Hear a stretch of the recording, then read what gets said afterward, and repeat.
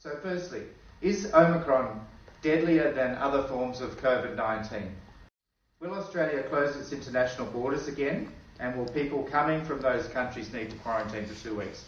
There are some questions I'll come to shortly from you to make sure I cover off on those.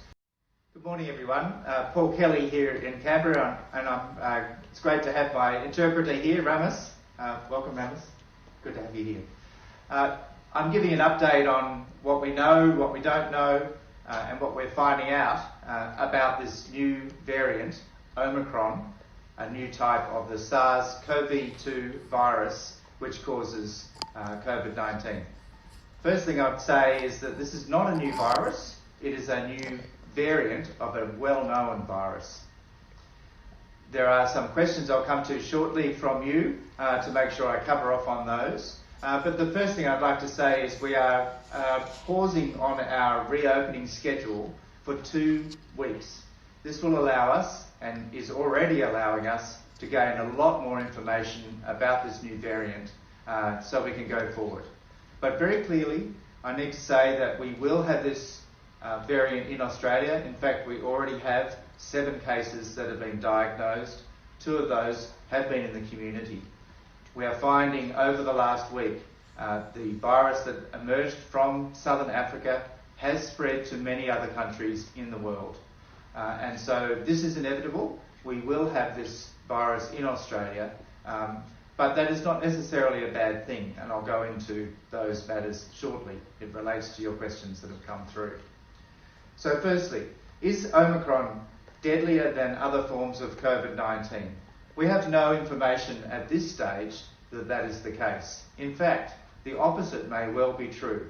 Of the over 300 cases that have now been diagnosed in many countries, they have all been very mild or in fact have no symptoms at all. So this is something we're watching very closely. Most of the cases so far outside of South Africa have been in young, fit travellers. So that is an open question. We have not seen an increase in deaths in South Africa where most of the Omicron cases have emerged. But we are watching that, and in fact I have a meeting with South African colleagues this afternoon to talk through that exact issue. So it's one of those unknowns, but certainly something we're really looking closely to solve that question. The second question from you is, do the current vaccines work? Again, we don't have absolute information on that so far, and I would stress this, we have no information either from the laboratory or from clinical studies or from population studies that suggest that the vaccines do not work.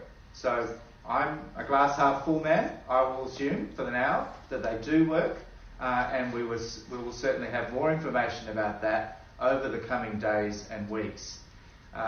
What we do know is that many of the cases that have been diagnosed in many countries around the world from travellers, almost exclusively from southern Africa, have been doubly vaccinated. But again, they have not had severe disease. So we need to wait and watch and gather more information. Another question that's come through on the socials is, should we be going back to wearing masks? Of course, in those places and those jurisdictions that still require masks to be used, for example on public transport, in high-risk settings like aged care and healthcare and so forth, yes, you definitely should be using masks in those situations. It's in fact the law that you would do that. For those of you in places where masks are not mandated, you have choice in that. We have no shortage of masks in Australia. We've got used to wearing masks in places in indoor settings. If you feel safer wearing a mask, please do so. It does work to stop the virus spreading. Will Australia close its international borders again? And will people coming from those countries need to quarantine for 2 weeks? That is not the case, except for people that are arriving from southern Africa at the moment. But we're constantly looking at that question, and will provide information to government as we have more information. But at the moment, very clearly, the National Cabinet made a decision that will continue to work forward, and it's only related to those high-risk settings for the time being. Will more lockdowns be necessary for Omicron? I really hope not. That is certainly not the plan. and we are looking to see what we need to do to keep Australia safe, but also to keep on our reopening agenda. So I think I'm out of time now.